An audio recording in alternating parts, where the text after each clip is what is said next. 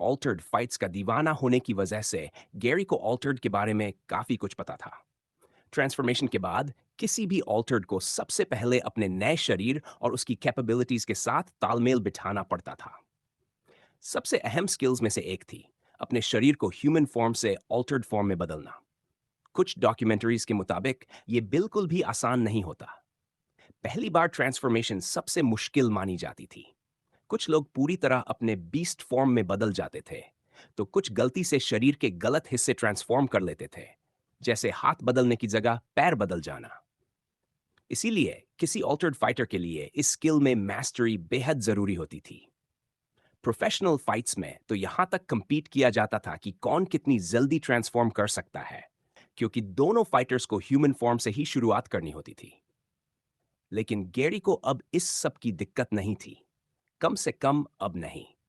Control transformation skill की वजह से सिस्टम खुद ही ये सब संभाल लेता था। गैरी को बस ये इमेजिन करना होता था कि शरीर का कौन सा हिस्सा और कितनी हद तक ट्रांसफॉर्म करना है। अगर वो चाहे तो फुल ट्रांसफॉर्मेशन इस्तेमाल करके पूरी तरह वेयरवुल्फ भी बन सकता था। फिर भी उसे पता था कि जेडन एक बेहद ताकतवर ऑल्टर्ड था, एक प्रोफेशनल जो अपने पीक पर था। उसका शरीर एक पल से भी कम समय में बदलने लगा। सबसे पहले उसकी स्किन सफेद होने लगी, इतनी पेल कि बर्फ जैसी लगने लगी। उसकी त्वचा पर फर की एक हल्की लेयर उभर आई, गैरी की तरह घनी नहीं, लेकिन पूरी तरह सफेद और काफी सॉफ्ट दिखने वाली। दोनों में कुछ सिमिलैरिटीज भी थी। उसके हाथ खतरनाक क्लॉज में बदल चुके थे, लेकिन सबसे ज्यादा नजर चेहरा खींच रहा था। उसके फोरहेड से लेकर चीक्स तक काले पैटर्न उभर आए थे। उसकी आंखें किसी बीस्ट की तरह संकरी हो गई और उसके काले ऐशी ग्रे बाल पीठ की तरफ बढ़ने लगे, जो कुछ ही पलों में पूरी तरह सफेद हो गए। ये पूरा ट्रांसफॉर्मेशन आधे सेकंड से भी कम समय में हो गया था, लेकिन गैरी खुद को रोक नहीं पाया। वो इस मेजेस्टिक ब्यूटी में खो गया। ये शायद दुनिया के सबसे खूबसूरत ऑल्टर्ड में से एक था। यही वजह थी कि जेडन सिर्फ एक टॉप ऑल्टर्ड फाइटर ही नहीं, बल्कि मॉडल और सेलिब्रिटी भी बन चुका था, जिसे दुनिया व्हाइट टाइगर के नाम से जानती थी। ये कितना कूल है, गैरी अनजाने में सोच बैठा।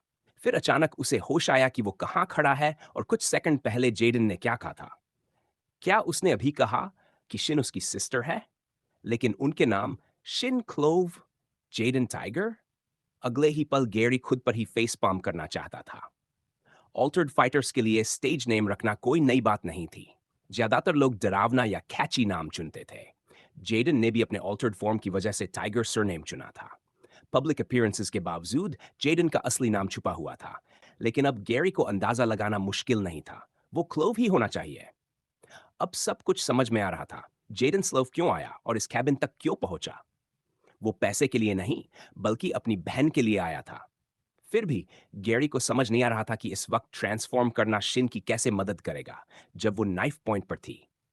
अगर ऐसा ना होता तो वो कब का अंदर घुस चुका होता। वो यहां क्या कर रही है? गैरी के दिमाग में चीख गूंज उठी। मूव मत करना। टिफनी चीख पड़ी। उसके कांपते हाथों की वजह से शिन की गर्दन पर हल्की सी खत लग गई। साफ था कि वो डर चुकी थी।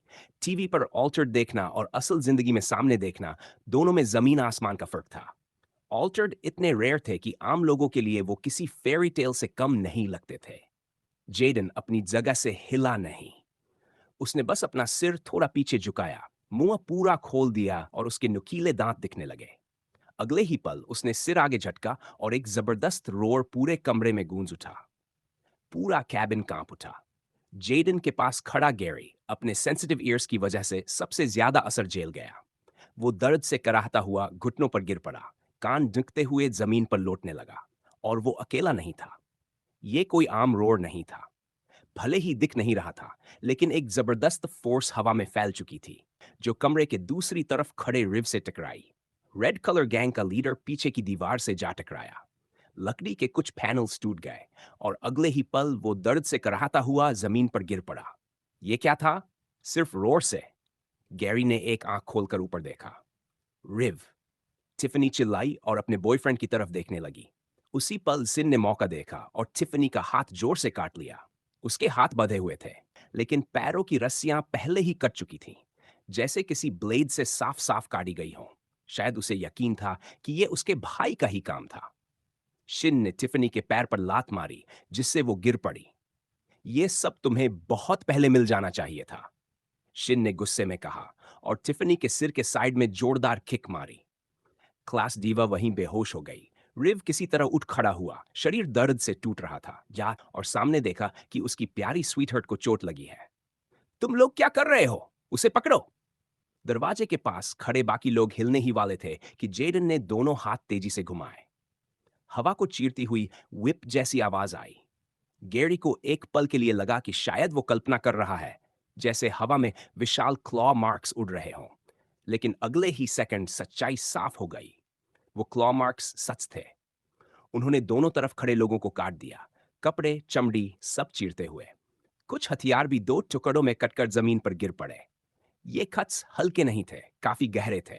खून बहने लगा और वो लोग दर्द से गिर पड़े। जो थोड़े दूर थे, शायद वो लकी थे, लेकिन डर के मारे कोई उठने की हिम्मत नहीं कर रहा था। गैरी अब भी समझने की कोशिश कर रहा था कि आखिर हुआ क्या। जेडन अपनी जगह से हिला तक नहीं था, फिर भी उसने रिव को और बाकी सबको दूर से ही तबाह कर दिया था। उसने सैकड़ों ऑल्टर्ड फाइट्स देखे थे, लेकिन ऐसा डेवस्टेशन उसने कभी नहीं देखा था। कुछ चीजें टीवी पर नहीं दिखाई जाती, जेडन ने कहा, जैसे वो गैरी की उलझन समझ गया हो और अपनी बहन की तरफ बढ़ने लगा। जेडन को देखते हुए गैरी के दिमाग में बस एक ही बात गूंज रही थी, मेरे पास जरा भी चांस नहीं था। गैरी अब भी जेडन की पीठ को घूर रहा था। जो कुछ उसने अभी देखा था, उस पर यकीन करना मुश्किल था। ट्रांसफॉर्मेशन खत्म हो चुका था, लेकिन जो नजारा उसने देखा और जो तबाही जेडन ने मचाई थी, वो गैरी के दिमाग में जलकर छप चुकी थी, शायद हमेशा के लिए। अब समझ आया कि सिस्टम ने कोई क्वेस्ट क्यों नहीं दी, गैरी ने सोचा। अगर मैं फुल ट्रांसफॉर्मेशन भी इस्तेमाल करता, तब भी उसे हराना नामुमकिन था। जेडन ने तो अभी पूरा ट्रांसफॉर्म भी नहीं किया था। ये उसकी ताकत का बस एक छोटा सा हिस्सा था। क्या सारे ऑल्टर्ड ऐसे ही होते हैं, या फिर वही कुछ अलग है?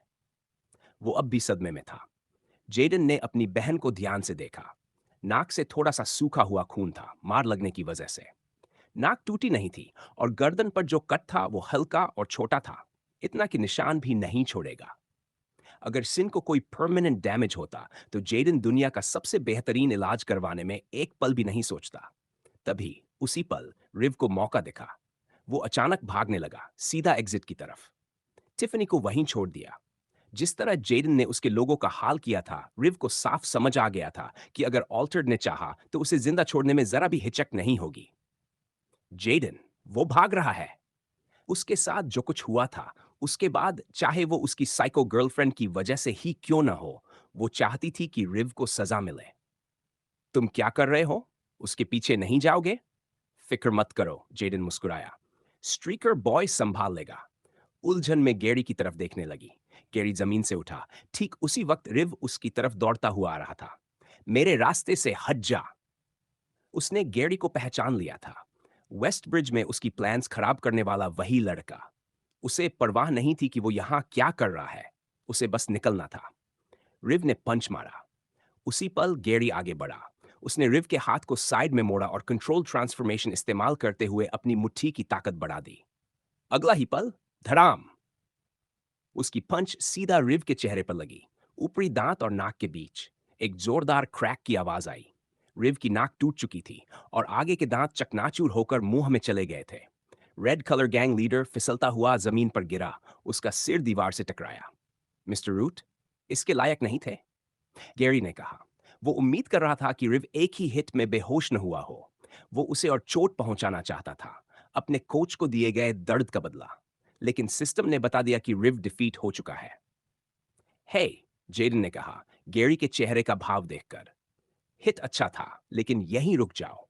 भरोसा करो, मेरे शरीर का हर सेल अभी इन सब को चीर देने से खुद को रोक रहा है। और मैं देख सकता हूं कि तुम्हारे अंदर भी वही चल रहा है। लेकिन उनसे भी बदतर मत बनना, वरना एक दिन मुझे तुम्हारे लिए आना पड़ सकता है। गैरी ने गहरी सांस ली। जेडन की बातों ने उसे किसी तरह शांत किया। और ठीक उसी पल सिस्टम स्क्रीन उसके सामने उभरी, और इस बार उस पर मुस्कुराने की वजह थी।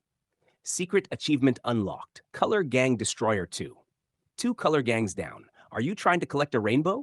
Something good might happen if you take out all three. Reward? 25% level up.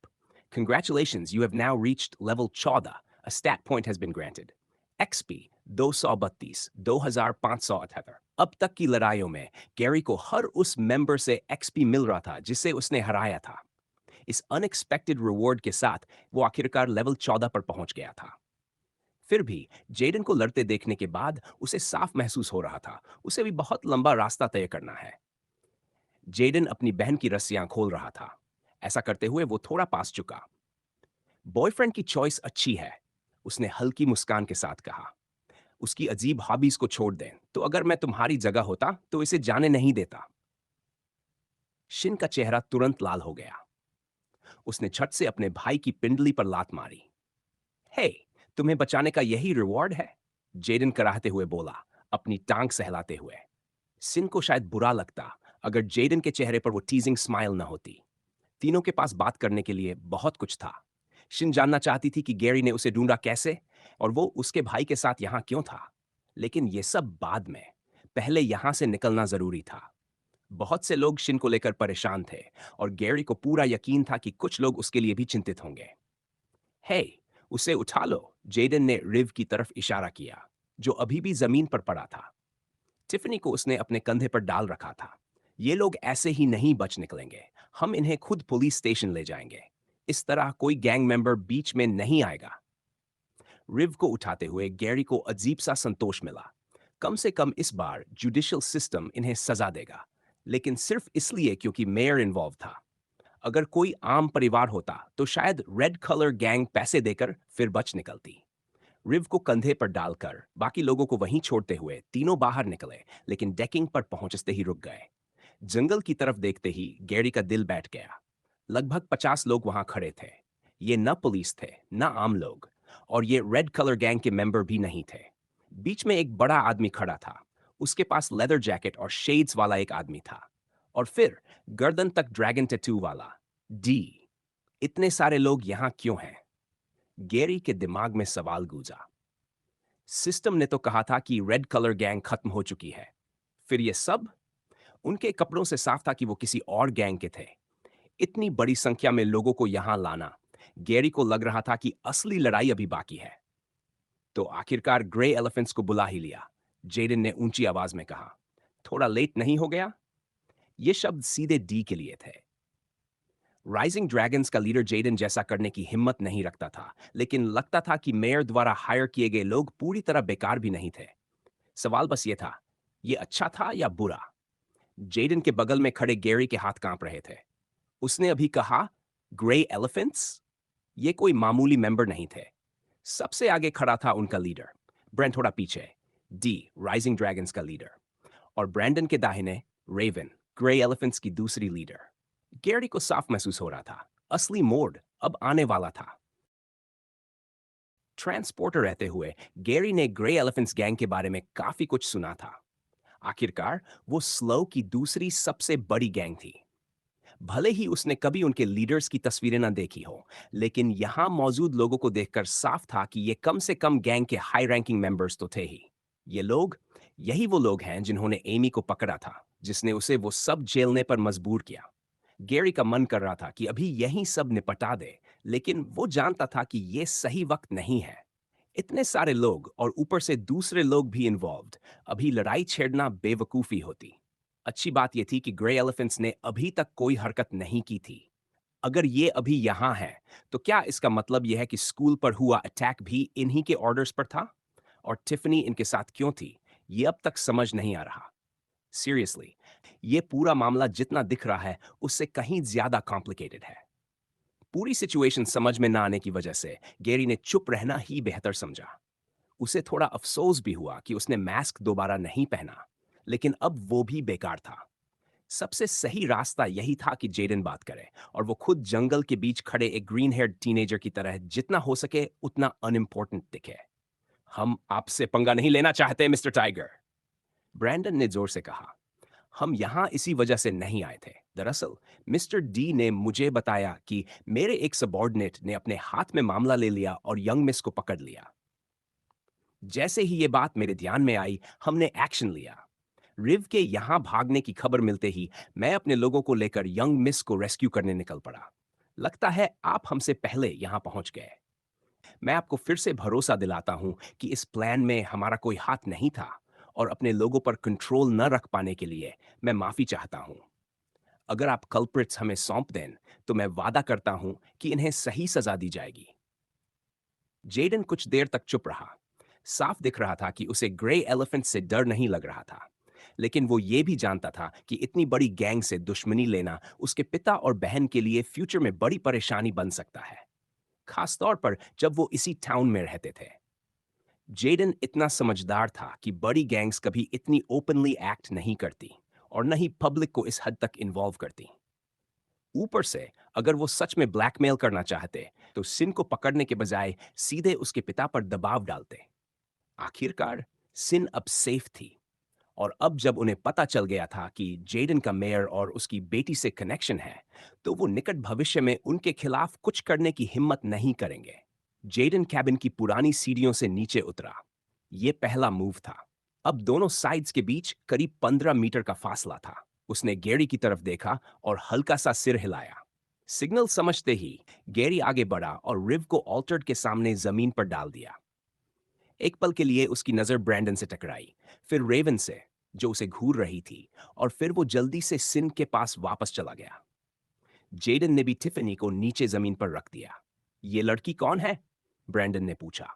ये पहली बार था जब उसने टिफनी को देखा था। फिर उसने रिव को जमीन पर 2-3 लातें मारी, जिससे वो हड़बड़ाकर होश में आ गया। मैं कहाँ हूं? रिव ने घबराकर इधर-उधर देखा। उठते ही उसने अपने दर्द से भरे चेहरे को छुआ।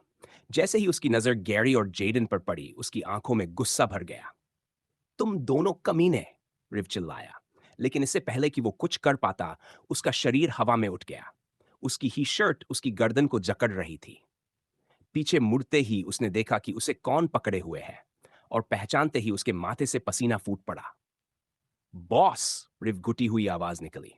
ओह, तो अब याद आया कि मैं तुम्हारा बॉस हूं। ब्रैंडन की आवाज में गुस्सा था। उसने रिव को जमीन पर ऐसे पटका कि वो उछल सा गया। उसके मुंह से खून निकल पड़ा।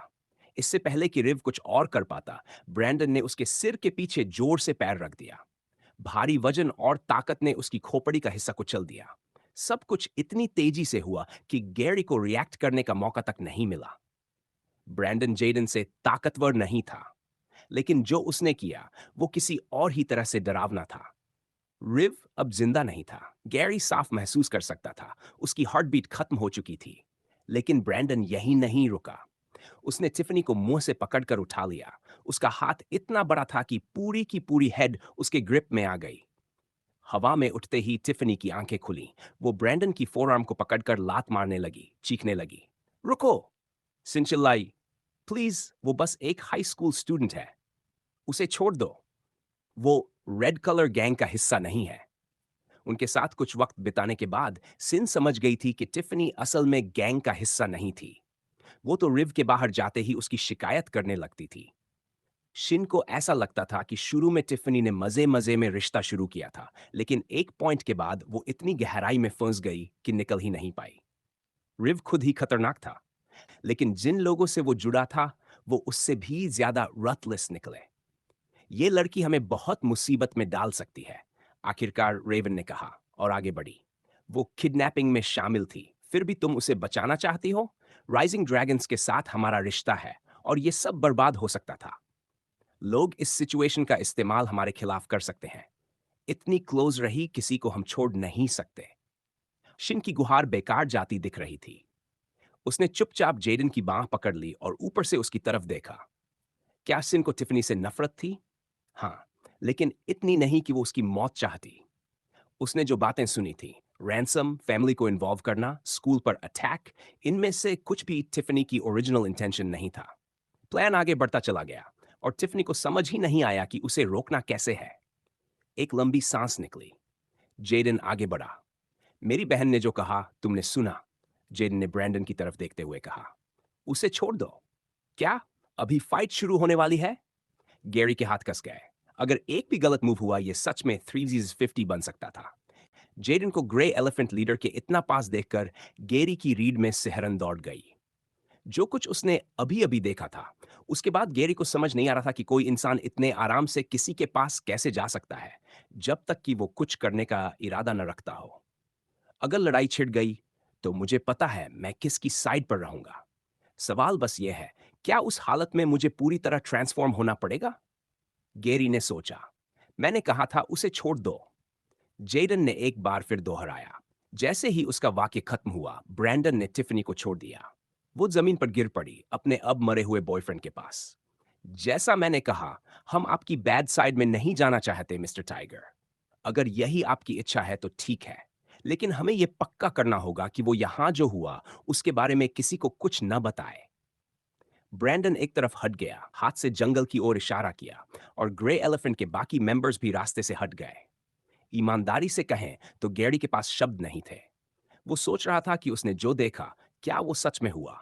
क्या स्लव की सबसे बड़ी गैंग्स में से एक सिर्फ एक इंसान के कहने पर पीछे हट गई थी? ये वो रथलेस तरीका नहीं था जिसे गैरी गैंग लाइफ से जानता था। क्या यही पावर होती है? इतनी पावर कि एक टॉप गैंग भी उससे उलझने की हिम्मत न करे? सच ये था कि ग्रे एलिफेंट्स जेडन से भिड़ने की हिम्मत नहीं कर सकते थे। गैंग लीडर को यकीन नहीं था कि वो ये फाइट जीत पाएंगे, और वैसे भी इससे उन्हें कुछ मिलने वाला नहीं था। बेहतर यही था कि ऑल्टर्ड को उसका रास्ता दे दिया जाए। जल्दी से शिन टिफनी के पास पहुंची और उसे शोल्डर दिया। उसे महसूस हुआ कि टिफनी के पैर गीले थे। ब्रैंडन ने जिस तरह उसे उठाया था, डर के मारे शायद उसने वहीं पेशाब कर दिया था। इतनी ब्रूटल तरीके से किसी ब्रूट के हाथों पकड़ी जाने के बाद शिन उसे दोष नहीं दे सकती थी। और ऐसा भी लग रहा था कि टिफनी को फर्क नहीं पड़ा कि उसकी कैप्टिव ही अब उसकी मदद कर रही है। वो बिना विरोध शिन का सहारा लेकर वहां से चल पड़ी। गैरी भी आगे बढ़ा और टिफनी को अपना दूसरा शोल्डर दिया। दोनों धीरे धीरे चल रहे थे, और सच कहें तो गैरी इस जगह पर एक पल भी नहीं रुकना चाहता था। उसके अंदर कहीं ये डर था कि गैंग किसी भी पल पलट सकती है, लेकिन शुक्र है ऐसा कुछ नहीं हुआ। इंटरेस्टिंग है ना? किसने सोचा था कि मेयर अपने साथ ऐसा इंसान रखता है? ब्रैंडन जोर से बोला।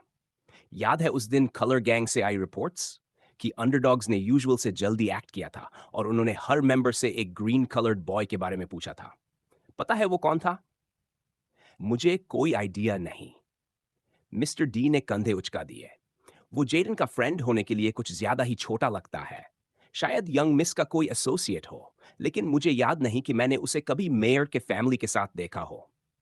रेवन, शायद ये लॉन्ग शॉट हो, लेकिन अगर तुम्हारे पास टाइम हो अपने पर्सनल प्रोजेक्ट के बाद, तो जरा उसके बारे में देखना। पता करो कि उसका अंडरडॉग्स या अंडरवर्ल्ड से कोई रिलेशन है या नहीं। ब्रैंडन चलते चलते बोला, और कोई इस मेस को भी साफ कर दे। आखिरकार ग्रुप जंगल के बाहर एक रोड तक आ गया जो रेजिडेंशियल एरिया की तरफ जाती थी। पीछे मुड़कर देखने पर गैरी को ग्रे एलिफेंट्स का कोई भी पीछा करता नहीं दिखा। अब हम क्या करें? ग्रीन हेयर्ड टीनेजर ने पूछा। वो इतने समय से जेडन को फॉलो कर रहा था कि ऑल्टर्ड की बात मानना उसे नेचुरल लग रहा था। हम? जेडन एक पल के लिए रुका, फिर मुड़कर बोला, यहाँ था तो यकीनन वो लोग भी जल्द पहुंचेंगे। तो हम यानी मैं और मेरी छोटी बहन इस लड़की को अपने साथ ले जाएंगे। इसे थोड़ी अकल ठिकाने लगाएंगे और बताएंगे कि आज ये कितनी लकी थी। टिफनी की हालत ऐसी लग रही थी जैसे वो पूरी तरह टूट चुकी हो। उसकी आंखें खुली थीं, लेकिन वो ठीक से रजिस्टर ही नहीं कर पा रही थी कि आसपास क्या हो रहा है। गैरी, आखिरकार सिन बोली, टिफनी को धीरे धीरे अपने पैरों पर खड़ा करते हुए। उसने सड़क की ओर देखा जैसे किसी चीज को ढूंढ रही हो, फिर अचानक पलटी। तुम मेरे भाई के साथ क्यों हो? इस सवाल का जवाब देने को लेकर गैरी नर्वस हो गया। वो सिर के पीछे खुजली करते हुए सही शब्द ढूंढने लगा। हा हा, ये फूड थीफ मुझसे पहले ही कैबिन पर पहुंच गया था। नाइट इन शाइनिंग आर्मर की तरह। लगता है ये तुम्हारी ही रखवाली कर रहा था, सिन। कौन जाने, अगर ये हुआ तो शायद तुम डैड को मना सको कि इसे अपना गार्ड रख ले। जेडन ने हाथ ताली की तरह बजाए जैसे उसे कोई ब्रिलियंट आइडिया आ गया हो। वैसे तुम्हें कभी हमारे घर भी आना चाहिए। आज नहीं, आज जो कुछ हुआ है उसके बाद ठीक नहीं रहेगा। लेकिन मुझे यकीन है डैड तुम्हारा धन्यवाद करना चाहेंगे। और अगर नहीं भी, तो शायद मेरे पास तुम्हारे लिए कुछ हो। गैरी को समझ नहीं आ रहा था कि क्या जवाब दे। मेयर के घर बुलाया जाना किसी ऑनर स्टूडेंट के तो समझ आता था, लेकिन उसके जैसे नोबडी के लिए। ऊपर से ये फर्स्ट डेट से पहले पेरेंट्स से मिलने जैसा भी लग रहा था। काफी सारे स्टेप्स स्किप हो रहे थे। दूर से एक लग्जरी ब्लैक कार आ रही थी और धीरे धीरे रुकने लगी। एक नहीं, तीन कार्स थीं।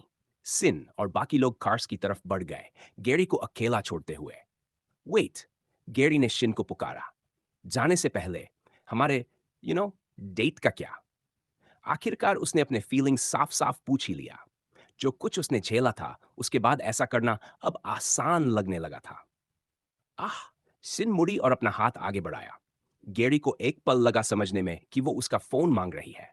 कुछ सेकंड्स बाद फोन वापस उसके हाथ में था। ये मेरा नंबर है, अगर तुमने गेस नहीं किया। सॉरी, लेकिन मुझे नहीं पता कि आज जो कुछ हुआ उसके बाद डैड क्या डिसाइड करेंगे। पता है ये ऑकवर्ड है, लेकिन डर है कि मेरे भाई का आइडिया ही हमारी फर्स्ट डेट मानी जाएगी। दरवाजा बंद हुआ और एक पल के लिए गैरी ने शिन के चेहरे पर एक ऐसा एक्सप्रेशन देखा जो उसने पहले कभी नहीं देखा था। Pure sadness. अभी एक सेकंड पहले तो वो इतनी खुश लग रही थी, ये शब्द कहने के बाद ही ऐसा हुआ। गैरी ने दूर जाती कार्स को देखते हुए सोचा। एक गहरी सांस लेकर उसने आखिरकार अपना फोन चेक किया। खाई का मैसेज आया हुआ था। Let us know when you're done on your end. We'll be staying here until late in the evening, and we wouldn't mind having an extra pair of hands. Message देखते ही भले ही खाई और बाकी लोग गैंग के लिए स्काउटिंग कर रहे थे, लेकिन इस बार गैरी बस अपने दोस्तों के साथ थोड़ा रिलैक्स करना चाहता था। उससे पहले मुझे एक काम करना है जो बहुत समय से पेंडिंग था। क्या इस बार ब्लू के साथ जाऊं? सड़क पर तीन खाली सेडान कार्स एक के पीछे एक चल रही थी। उनके बीच एक जैसा डिस्टेंस रखा गया था और हर कार राइजिंग ड्रैगन गैंग के गार्ड से भरी हुई थी। हालांकि इस पूरे अरेंजमेंट के पीछे गैंग लीडर नहीं, बल्कि मेयर था। बीच वाली सेडान की बैक सीट पर शिन बीच में बैठी थी, टिफनी दरवाजे से सटी हुई थी और दूसरी तरफ उसका भाई जेडन बैठा था। वे काफी देर से सफर कर रहे थे। क्लोव फैमिली शहर के आउटस्कर्ट्स के पास रहती थी, लेकिन वहां जाने से पहले जेडन ने ड्राइवर को हॉस्पिटल पर रुकने को कहा। वो चाहता था कि टिफनी को पहले वहां ड्रॉप कर दिया जाए ताकि गार्डियन के आने से पहले उसका चेकअप हो सके। ज्यादातर समय क्लास डीवा बिल्कुल ब्लैंक सी रही। आज जो कुछ हुआ था उसे प्रोसेस करने में वो लगी थी। इस पूरे मेस में उसकी रोल और ये भी कि वो कितनी करीब अपनी ही मौत तक पहुंच गई थी। इस दौरान उसका हाथ लगातार सिर के उस हिस्से पर था जहां सिन ने उसे किक मारी थी। सॉरी, आखिरकार टिफनी ने सिन की तरफ मुड़ते हुए कहा। आई एम रियली सॉरी, हर चीज के लिए। हाई स्कूल गर्ल ने एक पल के लिए भी नजरें नहीं हटाई, जैसे वो जवाब का इंतजार कर रही हो। पहले से ऑकवर्ड माहौल और ज्यादा ऑकवर्ड हो गया, खासकर इसलिए क्योंकि दोनों लड़कियां एक दूसरे से बस इंचेस की दूरी पर थीं। लेकिन टिफनी की उम्मीद के उलट सिन ने उसकी माफी एक्सेप्ट नहीं की। सिन ने अपनी स्कर्ट को मुट्ठी में पकड़ लिया और उसे कसकर मरोड़ दिया। अंदर जमा सारा गुस्सा, सारी फ्रस्ट्रेशन कहीं ना कहीं तो निकलनी ही थी। तुम्हें लगता है एक सिंपल सॉरी काफी होगा? शिन ने आंखें सिकोड़ते हुए कहा। मैं बस इतना चाहती थी कि मुझे एक नॉर्मल हाई स्कूल लाइफ जीने का मौका मिले। क्या ये मांगना वाकई इतना ज्यादा था? ईमानदारी से कहें तो टिफनी को शिन के साथ जो हुआ उसका अफसोस था, लेकिन क्योंकि आखिर में सब जिंदा और ठीक ठाक निकल आए थे, उसे लगा था कि अब सब नॉर्मल हो जाएगा। अगर वो आज जो देखा उसके बारे में किसी को न बताए और गैंग के झमेले से दूर रहे तो सब ठीक रहेगा। इसी सोच के साथ उसने पूछा, वाई तुम इतनी अपसेट क्यों हो? मुझे समझ नहीं आ रहा। हम ठीक है ना? प्लीज, अगर कुछ भी है जो मैं ठीक कर सकती हूं तो बताओ। टिफनी ने इस बार सच में सिंसियर होने की कोशिश की। उसे माफी मांगने की आदत नहीं थी। आमतौर पर वो जो चाहती थी वो मिल जाता था, लेकिन आज वो जानती थी कि उसने बहुत बड़ी गलती कर दी थी। वाई चिल्लाई। उसकी आवाज इतनी ऊंची थी कि स्टीयरिंग के पीछे बैठा आदमी रियर मिरर में देखने लगा। मुझे बताओ, तुमने बातों को इतना दूर तक क्यों ले जाने दिया? तुम इसे सिर्फ हम दोनों के बीच ही क्यों नहीं रख सकी? मैंने पूरे एक हफ्ते तक तुमसे माफी मांगने की कोशिश की, उस दौरान जब तुम मुझे टॉर्चर कर रही थी और तुम्हारे गूंज ने मुझे तुमसे बात तक नहीं करने दी। उसके बाद तुमने इसे खत्म क्यों नहीं किया? ये सब सिर्फ इसलिए क्योंकि मैंने गलती से तुम्हें उल्टी के ढेर में धक्का दे दिया था। मैंने उसी वक्त माफी मांग ली थी, है ना? तब मुझे सच में बुरा लगा था, क्योंकि मुझे पता था मैंने क्या गलत किया। लेकिन तुम्हें पता है, क्या तुम्हें जरा सा भी अंदाजा है कि आज कितना कुछ गलत हो सकता था? आज सुबह स्कूल में जो भी हुआ उसमें सबको परेशानी हुई और वो सब तुम्हारी वजह से।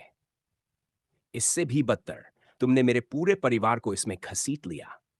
शिन की आंखों में आंसू आ गए। ऐसा बहुत कम होता था, लेकिन अब वो अपनी फ्रस्ट्रेशन रोक नहीं पाई। तुम मेरी जिंदगी मिजरेबल बनाना चाहती थी, है ना? वेल, कंग्रेचुलेशंस, तुमने सच में कर दिखाया। तुम्हें कोई आइडिया नहीं है कि मुझे अपने फादर से कितनी देर तक प्लीड और बेग करना पड़ा था ताकि वो मुझे वेस्ट ब्रिज जैसे नॉर्मल हाई स्कूल में पढ़ने का मौका दें। आज के बाद तो साफ है, वो मुझे कहीं और ट्रांसफर करवा देंगे। मैं चाहती हूं कि तुम ये बात जानो और पूरी जिंदगी इसका बोझ अपने साथ लेकर चलो। तुमने मेरी जिंदगी बर्बाद कर दी। मेरी आजादी का, मेरी नॉर्मल स्कूल लाइफ का वो एकमात्र मौका सब खत्म हो गया। ये शब्द बोलते हुए उसका गला भारी हो रहा था, आंखें पानी से भरी थीं। लेकिन जब उसने टिफनी की तरफ देखा, तो आंसुओं के बीच भी उसने एक जबरदस्ती की मुस्कान दी। टिफनी को यह समझ नहीं आया, लेकिन शिन को इस हालत में जबरन मुस्कुराते हुए देखना, भले ही वो उसकी उदासी की वजह न समझ पा रही हो, उसे दर्द दे रहा था। बहुत ज्यादा दर्द। मैंने क्या कर दिया? टिफनी ने सोचा, उस दिन से लेकर अब तक सब याद करते हुए जब ये सब शुरू हुआ था। इस वक्त सेल्फ रिफ्लेक्ट करना उसके लिए मुश्किल था, क्योंकि वो सच में नहीं जानती थी कि उसने ऐसा क्यों किया। उसे शिन को इतना हर्ट करने की जरूरत क्यों लगी? क्या ये आसपास के लोगों का असर था, या फिर बस इसलिए कि किसी ने उसकी बात नहीं मानी और वो दिखाना चाहती थी कि वो क्या कर सकती है? शिन उसके लिए एक थ्रेट बन गई थी। अब हर वजह उसे बेवकूफी लग रही थी। उसके लिए बस एक सिल्वर लाइनिंग थी। कार अब हॉस्पिटल पहुंचने वाली थी। चूंकि शिन अब बात करने के मूड में बिल्कुल नहीं थी, जेडन ने खुद बात संभाल ली। उसने टिफनी को समझाया कि हॉस्पिटल में उसे क्या कहना है। राइजिंग ड्रैगन गैंग का एक मेंबर उसके साथ रहेगा, सारे खर्चे पे करने के लिए। साथ ही ये पक्का करने के लिए भी कि वो आज जो हुआ उसके बारे में कुछ भी न उगल दे। इसमें यह बात भी शामिल थी कि जेडन टाइगर असल में सिन क्लोव का भाई है। सब कुछ समझाने के बाद डोर बंद हुआ और टिफनी हॉस्पिटल के सामने गार्ड के साथ अकेली रह गई। उसने ऊपर आसमान की तरफ देखा, लेकिन उसे बस हॉस्पिटल की ऊंची इमारत और कार पार्क की छत ही दिखी। टिफनी पूरी ताकत से चीखी, अपनी सारी फ्रस्ट्रेशन और डर बाहर निकालते हुए। कार के अंदर भाई बहन अब अकेले थे। जेडन सोच रहा था कि सिन का मूड कैसे ठीक किया जाए। वो इतना समझदार था कि उसके ब्रेकडाउन के बाद बेकार की स्मॉल टॉक करने की कोशिश न करे। लेकिन तभी बाहर देखते हुए उसकी नजर एक अजीब से ग्रीन प्लांट पर पड़ी, जिसने उसे किसी खास इंसान की याद दिला दी। तो उस अपकमिंग डेट के लिए तुम्हें नया आउटफिट चाहिए क्या? जेडन ने पूछा। यह सवाल सिन का ध्यान खींचने में काफी असरदार रहा, हालांकि वो कुछ बोल नहीं पाई। जरा बताओ, तुमने ऐसा क्या किया कि कोई लड़का तुम्हारे लिए पूरी कलर गैंग से भिड़ने को तैयार हो गया? तुम यहां मुश्किल से एक महीना रही हो। क्या तुमने उस पर कोई मैजिक स्पेल डाल दिया है या क्या? शिन का चेहरा हमेशा की तरह लाल हो गया, लेकिन उसके भाई की बातों ने उसे ये सोचने पर मजबूर कर दिया कि गैरी को वो इतनी पसंद कैसे आ गई। उसने तो कुछ खास किया भी नहीं था। अगर बस फिजिकल अट्रैक्शन होता तो वो समझ सकती थी। क्या तब हुआ जब मैंने उसे सिर पर किक मारी थी और अब उसने मुझे 2 बार बचाया है? शिन ने सोचा। उधर जेडन के थॉट्स भी गैरी के आसपास ही घूम रहे थे। शिन की उम्र का कोई किड इतना स्ट्रांग कैसे हो सकता है? Food thief. तुम आखिर छुपा क्या रहे हो? वो डेट, उसका तो मुझे सच में इंतजार रहेगा। जैसे ही ग्रैंड एस्टेट के गेट्स उसके सामने खुले, शिन शिन पहले से भी ज्यादा नर्वस महसूस करने लगी। गेटेड ड्राइववे के बाहर उसे यूजुअल से कहीं ज्यादा मेन इन सूट्स दिखाई दिए। इतना ही नहीं, हाउस के बाहर भी कई लोग खड़े थे। क्या डैड को डर है कि मेरे बारे में पता चलने के बाद वो लोग उसके पीछे भी आ सकते हैं? हाई स्कूल गर्ल ने सोचा। उसे यह भी लगा कि इतने गार्ड्स रखना बेकार है। आखिर जब उसे किडनैप किया गया था, तब ये लोग तो उसे बचाने नहीं आए थे। उसकी नजर में उसके फादर बस अपना पैसा और वक्त बर्बाद कर रहे थे। फिर भी वो गैंग बिजनेस, बिजनेसमैन और गवर्नमेंट पॉलिटिक्स के बारे में काफी कुछ समझती थी। हर सिटी में ये सब एक दूसरे से जुड़े रहते हैं और काम निकालने के लिए साथ चलना ही पड़ता है। दुर्भाग्य से अब ये बात बिल्कुल साफ हो चुकी थी कि भले ही उसके फादर ने राइजिंग ड्रैगन गैंग से हाथ मिलाया हो, स्लोव की बिग गैंग्स के सामने उसका कोई मतलब नहीं था। मेयर क्लोव ने इलेक्शन के दौरान चाहे कुछ भी वादा किया हो, असल में टाउन पर कंट्रोल अब भी गैंग्स का ही था। ठीक वैसे ही जैसे हर जगह होता है। कार से उतरकर दोनों सिबलिंग्स एक ग्रैंड स्टेयरकेस चढ़ने लगे, जो उनके बड़े से फ्रंट डोर तक जाती थी। जैसे जैसे सिन उन दरवाजों के करीब पहुंची, उसके पैर और भारी लगने लगे, मानो किसी भी पल जवाब दे जाएंगे। जेडन, शिन ने सीढ़ियों पर रुकते हुए अपने भाई को बुलाया। तुम मेरा साथ दोगे ना? जेडन ने बस एक पल के लिए उसकी तरफ देखा, फिर हल्की सी साइली और सीढ़ियां चढ़ता रहा। ये अच्छा साइन नहीं था। इसका मतलब साफ था कि आगे जो होने वाला है, उसमें वो उसे बचा नहीं पाएगा। डबल डोर्स के अंदर जाते ही शिन की मदर दिखाई दी, जो एंट्रेंस हॉल में इधर-उधर टहल रही थी और घबराहट में अपने नाखून चबा रही थी। जैसे ही उन्होंने देखा कि कौन आया है, वो सीधे शिन की तरफ दौड़ी और उसे जोर से गले लगा लिया। माय बेबी, उसकी मां बोली, उसे इतनी कसकर पकड़े हुए मानो फिर कभी छोड़ेंगी ही नहीं। मुझे यकीन नहीं हो रहा कि उन लोगों ने तुम्हारे साथ ऐसा किया।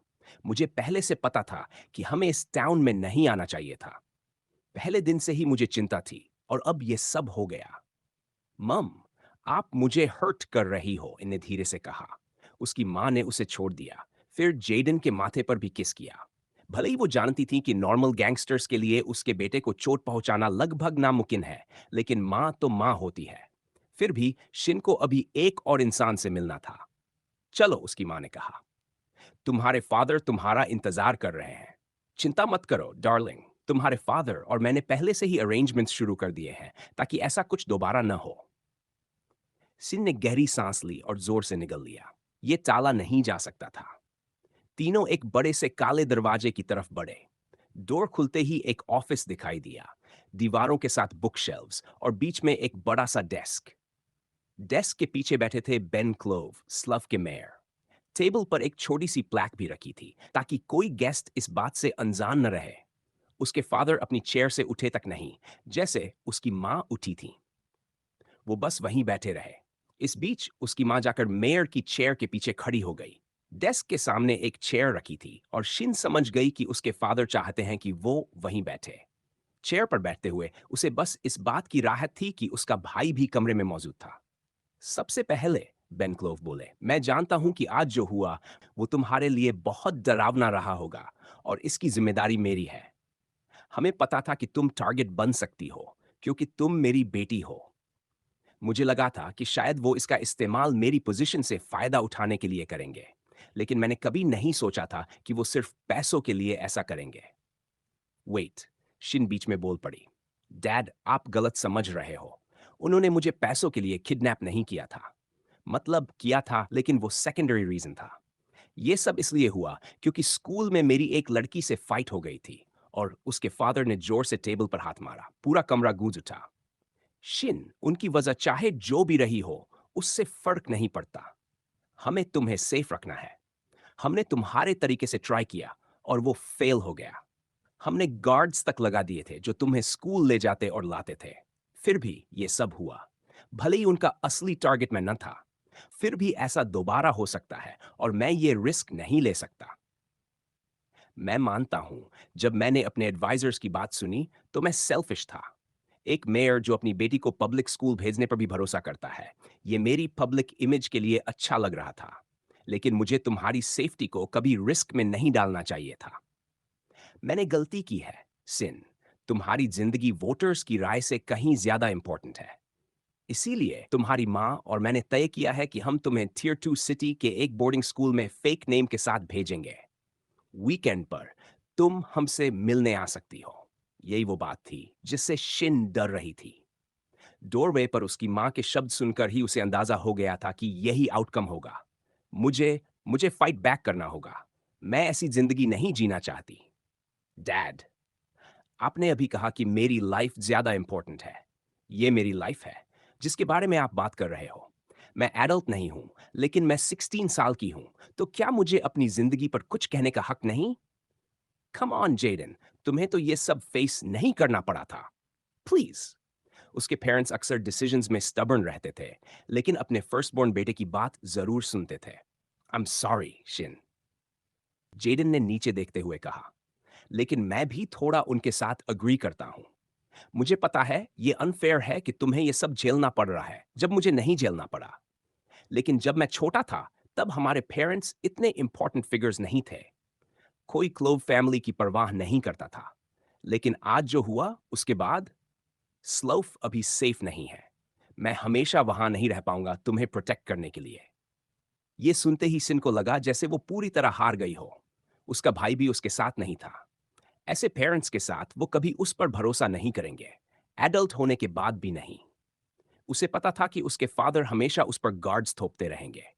ये कब खत्म होगा? उसे कहीं भी कोई रोशनी नजर नहीं आ रही थी। फिर भी जेडन ने कहा, मैं मानता हूं कि ये तुम्हारी लाइफ है। इसी वजह से मेरे पास एक सजेशन है। अगर सिन मेरी तरह होती तो किसी को चिंता करने की जरूरत ही नहीं पड़ती, है ना? उसके पेरेंट्स ने एक दूसरे की तरफ देखा। साफ था कि उन्होंने पहली बार ऐसी पॉसिबिलिटी के बारे में सोचा था। अगर वो खुद को प्रोटेक्ट कर सके तो किसी को वरी करने की जरूरत नहीं होगी। शिन, ये पूरी तरह तुम्हारे ऊपर है, ओके? लेकिन ऑल्टर्ड फाइटिंग एकेडमी ज्वाइन के बारे में तुम क्या सोचती हो? जैसे मैंने किया था। उसके पेरेंट्स को समझ नहीं आ रहा था कि क्या कहें। ये सजेशन उनकी उम्मीद से बिल्कुल अलग था। मैं ये नहीं कह रहा कि शिन प्रोफेशनल फाइटर बने, जेडन ने आगे कहा। ये 2 ईयर कोर्स है और हमारे पास पैसा है। तो क्यों न उसे ऐसा ऑल्टर्ड बना दिया जाए जो खुद को प्रोटेक्ट कर सके। हम उसकी आइडेंटिटी पब्लिक से दूर रखेंगे और उसका नाम बदल देंगे। 2 इयर्स की ट्रेनिंग के बाद सड़क का कोई भी थग उसे छू तक नहीं पाएगा। ये बात सिन ने कभी सोची ही नहीं थी। उसे फाइटिंग पसंद थी अपने भाई की वजह से, बट उसने कभी इसे फ्यूचर ऑप्शन नहीं माना था। भले ही जेडन कह रहा था कि इसे जॉब बनाना जरूरी नहीं, एएफए ज्वाइन करने का मतलब था नॉर्मल स्कूल छोड़ देना। I'll do it, teenage girl ने बिना हिचक फैसला सुना दिया। अगर यही कीमत है ताकि मैं अपनी जिंदगी अपने तरीके से जी सकूं, तो मैं खुशी खुशी ऑल्टर्ड बनूंगी। गैरी जिस हाल में था उसे सिर्फ एनॉयड कहना बहुत बड़ी अंडरस्टेटमेंट होती। वो चैवली की तरफ जॉगिंग करते हुए लौट रहा था। अच्छी बात यह थी कि उसकी स्टैमिना और इम्प्रूव्ड बॉडी की वजह से रनिंग उसके लिए कोई प्रॉब्लम नहीं थी। और बर्नहम में इवनिंग होने में अभी काफी टाइम था, इसलिए रास्ते में उसके पास करने को काफी कुछ था। उसे सच में ज्यादा फर्क नहीं पड़ता। लेकिन जब उसने उन 3 लग्जरी कार्स को देखा जिनमें इतनी सारी खाली सीट्स थीं, तो उसे लगा कि कम से कम कोई उसे लिफ्ट ऑफर कर सकता था। हाँ, बस लेने का ऑप्शन तो था, लेकिन उसमें पैसे लगते। स्लाव के बस फेयर्स उसे हमेशा लूट जैसे लगते थे, चाहे उसके पास कितना भी पैसा क्यों ना हो। इसलिए वो फ्री मेथड ही प्रेफर करता था। इस स्पीड से तो मैं बर्नम तक दौड़ता ही चला जाऊंगा। हम्म। शिन के चेहरे पर कार में बैठते वक्त वो लुक क्या था? शायद जो कुछ हुआ उससे वो अभी भी शेकन है। ये सोचते ही गैरी के चेहरे की उदासी हल्की मुस्कान में बदल गई। शिन के साथ उसके रिलेशनशिप में काफी प्रोग्रेस हुई थी। डेट, हाउस विजिट और ऊपर से उसे रेस्क्यू करना, ये सब तो डेफिनेटली ब्राउनी पॉइंट्स दिलाने वाला था। वापसी के रास्ते में गैरी कन्वीनियंस स्टोर पर रुका। उसने हेयर डाई के 2 सेट्स लिए और कुछ फूड भी, क्योंकि वो पहले घर जाने वाला था। हमेशा की तरह वो एलिवे में रॉ मीट खाने वाला था ताकि रास्ते में ही अपनी एनर्जी जल्दी रिस्टोर कर सके। बस इतना ही किड, तुम सच में बहुत मीट खाते हो, लेकिन तुम्हारा बॉडी देखकर समझ आता है कि सारा प्रोटीन कहाँ जा रहा है। काउंटर के पीछे खड़े क्लर्क ने मजाक किया। नेम टैग पर लिखा था टाइलर। वो स्पेक्टिकल्स पहने यूनिवर्सिटी स्टूडेंट था, हार्ड वर्किंग टाइप। लगता था टाइलर हमेशा ड्यूटी पर ही होता था जब भी गैरी आता। वेयरवुल्फ बनने के बाद से गैरी यहाँ अक्सर आने लगा था और जितना वो स्पेंड करता था उसकी वजह से टाइलर के साथ कभी-कभी स्मॉल टॉक भी हो जाती थी, खासकर जब शॉप आज की तरह खाली हो। या वो बैग है जो मैंने पहले दिया था। डेस्क के पीछे जाकर ने एक स्पोर्ट्स बैग निकाला। गैरी ने जल्दी से गैंग यूनिफॉर्म उतारकर अपने कपड़े बदल लिए। असल में बस ब्लेजर निकालकर हुडी पहननी थी। चेवली और उसके आसपास के एरिया में रहने की वजह से गैरी हमेशा हुडी पहन लेता था। लेकिन फाइट करते वक्त वो हर समय बैग साथ लेकर नहीं घूम सकता था, वो और मुश्किल ही पैदा करता। इसलिए उसने क्लोथ्स और बैग्स अलग अलग स्पॉट्स पर छोड़ने का फैसला किया। टाइलर ने हैप्पीली एग्री कर लिया जब गैरी ने उसे 20 नोट्स ऑफर किए। पैसा बचाना उसके लिए जरूरी था, फिर भी उसने इसे इन्वेस्टमेंट माना। ये फैसला लेने में उसे काफी टाइम लगा था। स्कूल और ये कन्वीनियंस स्टोर उन कई जगहों में से एक थे जहां गैरी ने एक्स्ट्रा क्लोथ्स रख छोड़े थे। हालांकि अब जब खाई ने उसे स्ट्रेच होने वाले कपड़े दिला दिए थे, शायद उसे इतना सब करने की जरूरत न पड़े। अगर हमारी हाउलर्स गैंग फेमस हो गई, तो क्या लोग हमारे यूनिफॉर्म पर ध्यान देने लगेंगे? क्या ये प्रॉब्लम बनेगा कि मैं इन कलर्स में घूमता हूं? कम से कम टाइलर को तो अभी तक नहीं पता कि मैं गैंग में हूं, गैरी ने सोचा। तभी ऑटोमेटिक डोर की आवाज आई। एक नया कस्टमर अंदर आया था। वो एक सूट पहने आदमी था जो काफी ड्रंक लग रहा था। ठीक से खड़ा भी नहीं हो पा रहा था। अभी तो 5 भी नहीं बजे। क्या ये सीधे काम से निकलकर पीने लगा या वीकेंड की मिड डे ड्रिंकिंग? गैरी को वेयरवुल्फ सेंसेस की जरूरत भी नहीं थी। अल्कोहल की बदबू इतनी तेज थी कि उसकी नाक प्रैक्टिकली असॉल्ट हो रही थी। वो बस जल्दी से निकलना चाहता था। उसने आदमी से दूर रहने की कोशिश की और काउंटर तक पहुंच गया। वो निकलने ही वाला था। रॉ मीट खाने का सोचकर ही उसका मन खुश हो रहा था। धीरे धीरे वो उसके टेस्ट का आदी हो चुका था। हे, मुझे लीफ ब्लैक्स दे, ड्रंक आदमी चिल्लाया। ये लीजिए सर, 15.20। टाइलर ने पोलाइट स्माइल के साथ सिगरेट पैक काउंटर पर रखा। आदमी ने कार्ड निकाला और मशीन में डाला, लेकिन अचानक अपना सिर थापत पाने लगा। डैम इट, पिन क्या था? वो बड़बड़ाया और रैंडम बटन्स दबाने लगा। स्क्रीन पर एरर आ गया। उसने 2 बार और ट्राई किया। फिर मशीन ने बता दिया कि कार्ड ब्लॉक्ड हो चुका है। शिट, तुम्हारी डैम मशीन खराब है। वो ड्रंकन टोन में टाइलर पर चिल्लाया और मशीन को लगभग नोचने लगा। बस मुझे मेरी लीफ ब्लैक्स दे दो। वो काउंटर के ऊपर झुका और सिगरेट्स छीनने ही वाला था। तभी टाइलर ने जल्दी से उन्हें खींचकर पीछे रख दिया। सॉरी सर, आपका कार्ड डिक्लाइंड हो गया है। अगर आपके पास कैश हो तो मैं अभी दे सकता हूं। टाइलर ने नर्वस स्माइल के साथ कहा। तुझे क्या फर्क पड़ता है? तू तो बस इस शॉप में काम करने वाला गरीब सा लड़का है। ये तेरी नहीं है, तो मुझे दे दे। आदमी ने हाथ आगे बढ़ाया। जब कुछ नहीं हुआ तो वो और भड़क गया। तू सोचता है कि अंडरडॉग्स इस जगह को प्रोटेक्ट करते हैं, इसलिए मैं कुछ नहीं करूंगा? क्या मैं उन लोगों से डरता हूं? वो चिल्लाया। फिर वो काउंटर के ऊपर झुका और टाइलर की शर्ट पकड़ ली। टाइलर को घसीटकर आगे खींच लिया गया। अल्कोहल की बदबू इतनी तेज थी कि उसकी सांस रुक सी गई। अगले ही पल आदमी ने उसके सिर पर थूक दिया। सर, आप क्या कर रहे हैं? टाइलर चिल्लाया। उसे सिर पर कुछ गिरने का एहसास हुआ। तू मुझे बेवकूफ समझता है? मुझे नहीं दिखा कि तू मुझे कैसे देख रहा था।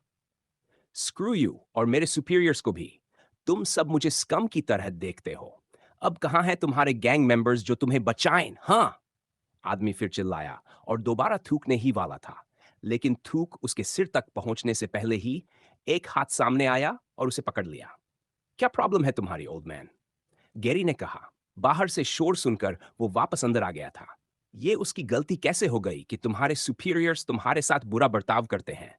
और मुझे पूरा यकीन है, अगर अभी इस शॉप में कोई गैंग मेंबर होता तो तुम अपने बूट्स में कांप रहे होते। शायद आज जो जो हुआ था, टीचर को चोट लगना, शिन का किडनैप होना और बाकी सब उसकी वजह से, आज गैरी वो दिन नहीं था जब वो चुपचाप सब देखकर निकल जाए। नशे में धुत आदमी ने उस टीनेजर को ऊपर से नीचे तक देखा। उसकी नई बिल्ट हुई बॉडी देखकर साफ लग रहा था कि ये लड़का लोकल जिम में काफी टाइम बिताता होगा। लेकिन अभी भी इतना डरावना नहीं लगा कि आदमी सच में उससे घबरा जाए। हाँ हाँ, कमाल है। आजकल बच्चे भी गैंगस्टर्स बनने का नाटक करने लगे हैं। आदमी हंसा। फिर उसने गले में जोर से आवाज भरी और थूक दिया, सीधा गैरी के गाल पर। गैरी ने कुछ सेकंड तक उस थूक को अपने चेहरे पर रहने दिया। फिर उसने उस आदमी की तरफ देखकर हल्की सी मुस्कान दी। मैं नाटक नहीं कर रहा, गैरी ने कहा। उसकी मुट्ठी कस गई।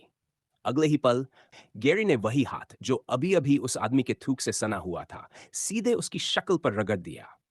आदमी घबराकर पीछे हटा ही था कि गैरी ने उसे जोर से चेहरे पर मारा। आदमी लड़खड़ाता हुआ नीचे गिर पड़ा। आज जो कुछ भी हुआ था, टीचर का घायल होना, शिन का उठाया जाना, इन सब के बाद गैरी के अंदर का गुस्सा पूरी तरह हावी हो चुका था। इस बार वो खुद को रोक ही नहीं पाया। टाइलर इतना हैरान था कि काउंटर के ऊपर झुककर उस बूढ़े आदमी को देखने लगा। सॉरी, मैं खुद को कंट्रोल नहीं कर पाया। गैरी ने यूनिवर्सिटी स्टूडेंट से माफी मांगी। नहीं यार, वो इसके लायक था, टाइलर ने कहा। अगर मुझे ये जॉब इतनी जरूरी न होती तो मैं भी वही करता। उसने अपनी बाइसेप तानी, हालांकि दिखाने लायक कुछ खास था नहीं। कुछ सेकंड बाद आदमी को होश आया। उसने अपना चेहरा पकड़ा। गैरी ने पंच में थोड़ा कंट्रोल रखा था, लेकिन आदमी पूरी तरह हिल चुका था। उसके पैर कांप रहे थे और वो पीछे की तरफ गिरने ही वाला था। तू तू इसके पैसे चुकाएगा, आदमी चिल्लाया। मैं तुझे याद रखूंगा, हरे बालों वाले किड। अगले ही पल वो लड़खड़ाता हुआ दरवाजे से बाहर भाग गया। जाते जाते भी गैरी का गुस्सा पूरी तरह ठंडा नहीं हुआ। उसने काउंटर से एक चॉकलेट बार उठाई, निशाना साधा और फेंक दी। वो आदमी के सिर के पीछे जाकर लगी। बिकर्स खा ले, अगर इतना अनॉयड है तो, गैरी चिल्लाया। फिर उसने चॉकलेट के पैसे देने चाहे, लेकिन टाइलर ने मना कर दिया, थैंक यू कहने के तौर पर। पहले होता तो गैरी को इस बात की चिंता होती कि आदमी उसका चेहरा और हरे बाल याद रख लेगा, खासकर जब पहले से लोग उसे ढूंढ रहे थे। लेकिन अब गैरी को कोई फर्क नहीं पड़ता था, क्योंकि आज के बाद उसके बाल हरे रहने वाले नहीं थे। दुकान से निकलते वक्त टाइलर ने उसे फिर से थैंक्स कहा और वादा किया कि जो हुआ वो किसी को नहीं बताएगा। गुस्से में गैरी के मुंह से जो बात निकल गई थी, उसके बाद उसे लगा था कि टाइलर सवाल पूछेगा, लेकिन उसने कुछ नहीं कहा। या तो उसने सच को अपने तक रखा, या फिर उस एक ब्लफ समझ लिया। दोनों ही हालात गैरी के लिए ठीक थे। हुड ऊपर किए हुए गैरी चैवली इलाके में दाखिल हुआ। यहां अब भी अंडरडॉग्स के मेंबर्स पेट्रोल कर रहे थे। अपनी एनहांस्ड सेंसेस और तय किए हुए पर्सनल रूट की मदद से वो बिना किसी गैंग मेंबर की नजर में आए अपने अपार्टमेंट ब्लॉक तक पहुंच गया। जब वो अपार्टमेंट ब्लॉक्स वाले इलाके में पहुंचा, तो उसने देखा कि काफी सारे रेजिडेंट्स बुलेटिन बोर्ड के पास इकट्ठा थे, लेकिन वो नोटिस देखने में ज्यादा इंटरेस्टेड नहीं लग रहे थे। सब एक बूढ़े आदमी से बात कर रहे थे, जिसकी शक्ल अखरोट के छिलके जैसी लगती थी। भले ही तुलना क्रूड थी, लेकिन गैरी उससे इनकार नहीं कर पाया। वो आदमी और कोई नहीं, बल्कि अपार्टमेंट बिल्डिंग का लैंडलॉर्ड मिस्टर मॉर्टन था। गैरी भीड़ के पीछे रुक गया। वहां फैमिलीज थी, स्टूडेंट्स थे, हर तरह के लोग। ये पागलपन है, तुम्हें उनसे बात करनी ही होगी मॉर्टन, एक बुजुर्ग महिला चिल्लाई। अगर ये यूं ही चलता रहा तो हम यहां रह ही नहीं पाएंगे। और फिर हमें हमें वो आगे बोल नहीं पाई। लेकिन सब जानते थे कि अगर वो यहां नहीं रह सकी, तो उसका अगला ठिकाना टियर 4 टाउन होगा। टियर 3 टाउन जैसे स्लम में रहना भी आसान नहीं था, लेकिन कम से कम अंडरडॉग्स और ग्रे एलिफेंट्स की वजह से एक बेसिक शांति तो थी। टियर 4 टाउन में ऐसा कुछ नहीं होता। वहां छोटे छोटे गैंग्स लगातार आपस में लड़ते रहते थे, उस पहले से ही छोटे हिस्से के लिए। कोई ऑर्डर नहीं, कोई सेफ्टी नहीं, कोई भी वहां जाना नहीं चाहता था। कभी कभी हालात और भी बिगड़ जाते थे। टियर 4 टाउन में जॉब्स वैसे ही कम होती थी। टियर 3 से वहां जाना मतलब पहले से ही स्किल्स की कमी। और धीरे धीरे ये गिरावट किसी को टियर 5 टाउन तक पहुंचा देती थी। क्राइम रेट वहां भी टियर 4 जैसा ही होता, लेकिन लिविंग कंडीशंस उससे भी बदतर। कूड़े के ढेर में रहने जैसा, स्क्रैप्स, जंक, खुद बनाए हुए घर। कोई काम नहीं, बस लोग कबाड़ में कुछ ढूंढते रहते। ये सब गैरी ने टीवी पर ही देखा था। ये उसकी गलती नहीं है, किसी ने उस औरत को शांत करने की कोशिश की। तुम सच में सोचती हो ओल्ड मॉर्टन उनसे लड़ सकता है? वो बस एक आदमी है, एक छुर्रियों से भरा बूढ़ा आदमी। फिर भी, महिला बोली, कम से कम बात तो करे, बस इतना ही तो कह रहे हैं हम। कुछ देर सुनने के बाद गैरी को पूरी बात समझ आ गई। सबका रेंट बढ़ा दिया गया था। नोटिस में वजह साफ नहीं थी, लेकिन रेजिडेंट्स को उससे कोई मतलब नहीं था। उनके लिए ये अचानक और बहुत ज्यादा बढ़ोतरी थी। यहाँ रहने वाले ज्यादातर लोग डेम्स जैसे थे, जो सैलरी से सैलरी तक किसी तरह जिंदा रहते थे। अब की हालत में गैरी को शायद रेंट बढ़ने की ज्यादा चिंता नहीं थी, लेकिन वो जानता था कि बाकी लोग कैसा महसूस कर रहे हैं, क्योंकि वो खुद भी कुछ टाइम पहले तक उसी जगह पर था। धीरे धीरे सब लोग चले गए। मॉर्टन अकेला रह गया, इतना थका हुआ कि जैसे अभी गिर पड़ेगा। वो पास की एक बेंच पर जाकर बैठ गया। गैरी भी जाकर उसके बगल में बैठ गया। अंडरडॉग्स हैं? गैरी ने पूछा। बूढ़े आदमी ने गहरी सांस ली, और यही गैरी के शक की कंफर्मेशन थी। इस दुनिया का क्या हाल हो गया है कि तुम जैसे ब्रैड भी इतनी आसानी से रेंट बढ़ने की वजह समझ लेते हो? मोर्टन ने सिर हिलाते हुए कहा। तुम सही हो। हाल में जो हुआ उसके बाद वो पैरासाइट्स इस इलाके में पेट्रोल करने लगे हैं।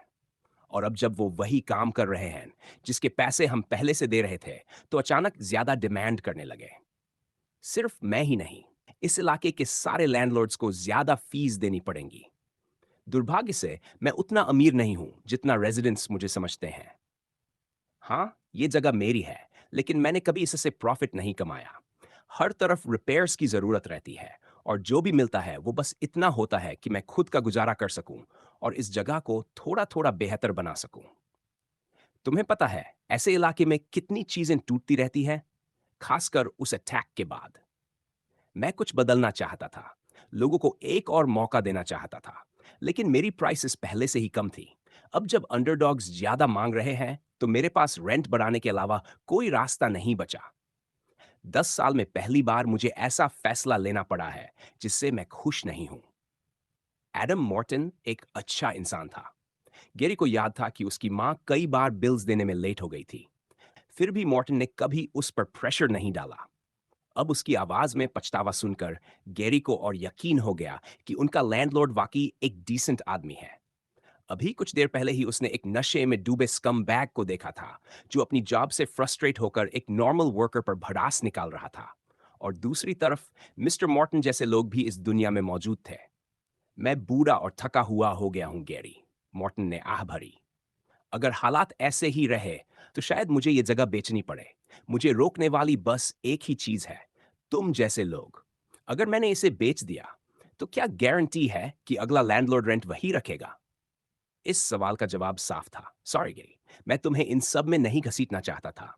इसे एक बूढ़े आदमी की बकवास समझकर छोड़ दो। वैसे अब जब तुम यहां हो, मैंने तुम्हारी मां को हाल में ज्यादा नहीं देखा। सब ठीक तो है? गेरी बेंच से उठ खड़ा हुआ और अपनी मुट्ठी को देखने लगा। पहले से ज्यादा उसे खुद को बेकार महसूस हो रहा था। सवाल यह था, क्या वो इन लोगों के लिए कुछ कर सकता था? इस वक्त उसके पास बस यही मुट्ठी थी। वो पढ़ाई में कभी अच्छा नहीं रहा और पहले ताकत भी नहीं थी, लेकिन अब वो स्ट्रांग था। कहते हैं वायलेंस सॉल्यूशन नहीं होता, लेकिन जिस दुनिया में हम रह रहे हैं उसमें मैं इससे पूरी तरह अग्री नहीं कर सकता। अंडरडॉग्स ही प्रॉब्लम है और वो अब भी मेरे पीछे हैं। काश मेरे पास जेडन जैसी पावर होती, कितना अच्छा होता अगर मैं हालात बदल पाता। गेरी ने सोचा, फिर सिर झटकाकर खुद को इस डे ड्रीम से बाहर निकाला। पूछने के लिए थैंक्स। मम ठीक है, बस ओवरटाइम की वजह से थोड़ी अनवेल है। आप शायद उनसे अभी अभी मिस हो गए। और मिस्टर मॉर्टन, मुझे यकीन है हालात किसी न किसी पॉइंट पर बेहतर होंगे। गेरी ने मुस्कुराते हुए कहा और अपने अपार्टमेंट ब्लॉक की तरफ बढ़ गया। इतने यंग टीनेजर को अब भी इंसानियत की अच्छाई पर भरोसा करते देख मिस्टर मॉर्टन भी बेंच से उठ खड़ा हुआ। वो सही कह रहा है, अभी हार मानना बहुत जल्दी है। शायद मुझे डेमियन से बात करनी चाहिए। आखिरकार घर पहुंचकर गैरी ने सबसे पहले यह देखा कि एमी ठीक है या नहीं। आयरॉनिकली सवालों की बौछार एमी की तरफ से आई। स्कूल में क्या हुआ? यह सब न्यूज में क्यों आ रहा है? पूरे स्कूल के रेड कलर गैंग अटैक में इन्वॉल्व होने की वजह से इंसिडेंट को पूरी तरह छुपाना इम्पॉसिबल था। गैरी नहीं चाहता था कि एमी ज्यादा वरी करे, इसलिए उसने झूठ बोला। कहा कि जॉन की कॉल टू आर्म्स सक्सेसफुल रही और रेड कलर गैंग जल्दी ही स्कूल से भाग गई। उसने दोनों के लिए डिनर बनाया, फिर बाथरूम चला गया। सिंक पर उसने डाई के दोनों पैकेट्स रख दिए, एक ब्लैक और एक गोल्ड। अगर मैं इस गैंग वाली चीज को सीरियसली लेने वाला हूं तो कलर्स भी हमारे गैंग वाले ही रख लेता हूं। गैरी हल्की सी ग्रिन के साथ सोचने लगा। पहले काय ने कहा था कि ग्रीन हेयर रखना ठीक रहेगा। उस वक्त अंडरडॉग्स के पास गैरी को ढूंढने की ज्यादा इंफॉर्मेशन नहीं थी, तो हेयर कलर न बदलना ही उन्हें कंफ्यूज करने का तरीका था। लेकिन अब वो समहाउ उसका स्कूल तक पता कर चुके थे। सिचुएशन पूरी तरह बदल चुकी थी। इसलिए गैरी ने हेयर ब्लैक डाई करने का फैसला किया, जो उसके क्लासमेट्स में कॉमन कलर था।